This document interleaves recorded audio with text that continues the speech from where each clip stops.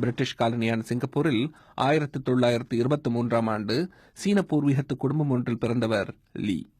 2ஆம் உலகப் போர் காலத்தில் சிங்கப்பூரில் ஜப்பானின் ஆக்கிரமிப்பை அனுபவித்திருந்தவர் அவர். பிரிட்டனின் கேம்பிரிட்ஜ் பல்கலைக்கழகத்தில் சட்டம் பயின்று நாடு திரும்பியவர் மக்கள் செயல் கட்சியை தொடங்கினார்.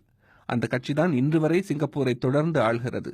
சமீபத்தில் விடுதலை பெற்ற மலேசிய பிராந்திய நிலப்பரப்புகளின் அங்கமாக இருந்த சுயாட்சி கொண்ட சிங்கப்பூர் தீவுக்கு 1959இல் லீ பிரதமரானார்.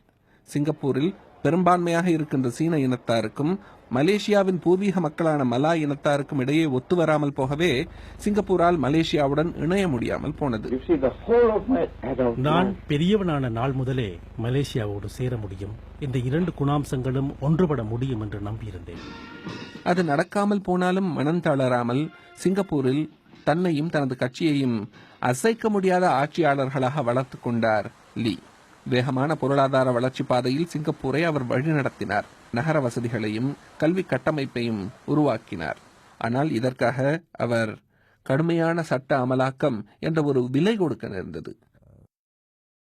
ஓய்வு பெற்ற பின்னரும் சர்வதேச தலைவர்களை சந்தித்து வந்த லீ, சீனாவின் ஆதிக்கம், சிங்கப்பூரில் பிறப்பு விகிதம் குறைந்து வருவது என முக்கியமானது என தான் கருதும் விஷயங்களுக்காக வாழ்நாள் முழுக்க குரல் கொடுத்து வந்தார். அவரது ஆட்சியில் சிங்கப்பூர் கண்ட அட்டகாசமான பொருளாதார அபிவிருத்தி தான் அவர் விட்டுச் செல்லும் தாக்கம்.